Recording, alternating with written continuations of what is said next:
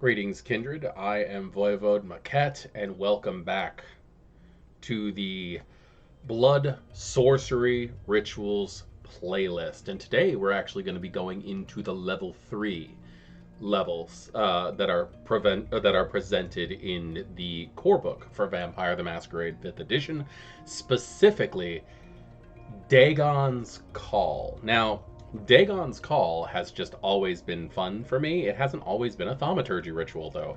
It was originally a level of quietus.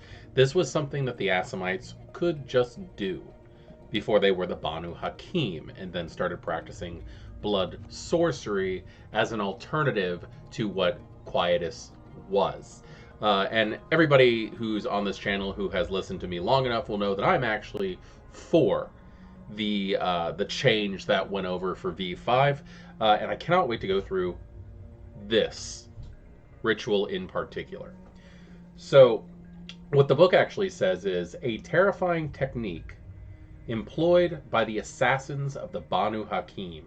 This ritual lets the user rupture the very blood vessels of the victim from afar, having only touched them but briefly previously. Mortals expire rather messily, and even vampires must fear this silent killer. So, in other words, if you've touched a victim, you cause their blood vessels to erupt. Now, Dagon's Call in the past, I believe, was when you would touch someone, infusing them with your blood and causing that blood to rush back to you, erupting from the victim and causing much damage. It was always very fun, and I believe that you could use that to like up to 3 times per night or something like that. I don't know. There was a lot of rules and regulations in the older system, but this one goes into a little bit more. I don't know. It's more ceremonial than it is just a power point and shoot kind of thing. The ingredients needed are a gold inlaid ceremonial dagger. So this obviously is for the more ceremonial minded, the thaumaturgical or the vizier style, sorcerer style Banu Haqim. A gold inlaid dagger does seem to be something that pops up in a lot of occult reverie, a lot of occult practices where they need specific blades and specific styles of equipment to perform specific things. This being no different. So it's not that strange that it calls for a specific ceremonial dagger. The process to perform this ritual is before proceeding with the ritual, the victim must be exposed to the caster's blood, either by drinking or having it touch an open wound or even the bare skin. A single drop smeared across the arm is enough. After an hour, but before a week has passed, the caster can perform the ritual by piercing their own skin with the ceremonial dagger, shedding blood. As their blood hits the ground, the ritual takes effect. So, in other words, what this is saying is up to a week before actually performing the ritual, but no less than an hour. If you take that ceremonial dagger and cut yourself and have your blood hit the floor, the moment that blood hits the floor is the moment that the capillaries and the arteries burst within the victim. And that's really it. Like you have to be able to do that. I think that it's a little lenient in the description here because it says drinking or having touch a person's open wound or even just their bare skin. I need to know, is this ingestion?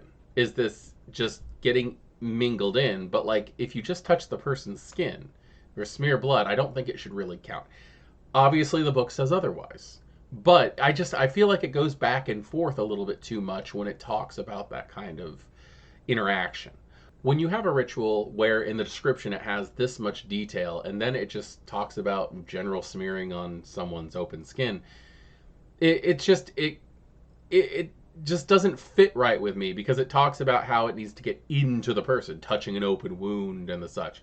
I could understand that if it was like if you have a human, it needs to be an open wound, and a vampire, a smear on the skin, because that the body itself is just going to want to take in whatever blood. Or even vice versa. If you had to touch a vampire's open wound and with a human, it doesn't have to be as specific. I could see that, but it doesn't actually go into the detail on that, at least in the process. The description reads, make a resolve plus blood sorcery versus stamina plus resolve roll. Every point of margin on a win does a point of damage to the victim.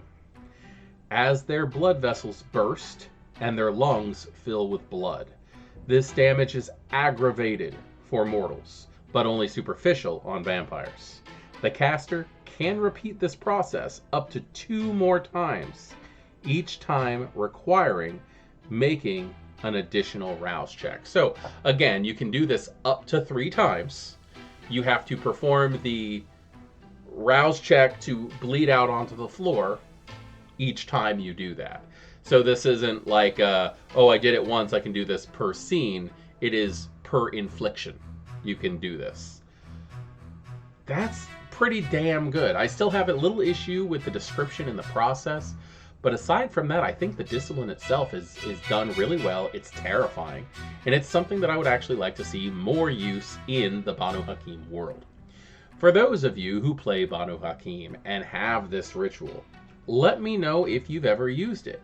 If you're an old player and you're used to the old way that Dagon's Call used to be run, what do you think of the contrast between V5 and the older systems? Very interested on knowing this. So, thank you for joining me. That is all we are covering today. Class dismissed.